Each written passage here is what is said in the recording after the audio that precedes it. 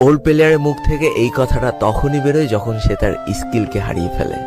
যেই পুরানো প্লেয়ারের গেম প্লেটা দেখে আজ তোমরা হাসছো, এমন একটা সময় ছিল যাকে কাস্টম খেলার জন্য সর্বপ্রথম হায়ার করে নিয়ে যাওয়া হতো।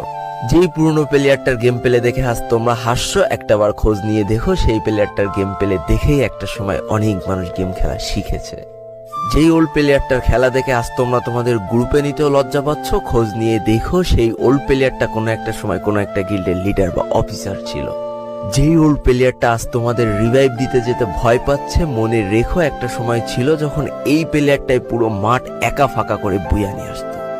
যেই নতুন প্লেয়ারগুলো শুধুমাত্র ডাইনামিক ডুয়োর সাথে গেম খেলার জন্য সারা রাত জাগো, তোমরা মনে রেখো যারা ওল্ড প্লেয়ার ছিল তারা সারা রাত খালি ট্রেনিং পিটাতো নিজেদের স্কিল ভালো করার জন্য। আমি জানি আজকের দিনের যারা অন ট্যাপ মারা প্লেয়ার তারা কখনোই ফিল করতে পারবা না যে বসে জুম করে উঠে হেডশট মারার মজাটা আসলে কি ছিল।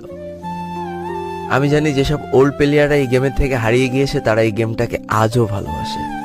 জীবনে এমন হাজারো ওল্ড প্লেয়ার আছে যাদের ফ্রি ফায়ারই ছিল জীবনে প্রথম রাত জাগার কারণ।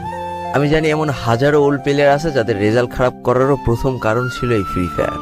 আজকের দিনের নতুন প্লেয়াররা উচ্চ স্বরে বলে আমি ফ্রি ফায়ার গেমটাকে প্রচুর ভালোবাসি, আর যারা ওল্ড প্লেয়ার ছিল তারা বলতো ফ্রি ফায়ার আমার ইমোশন।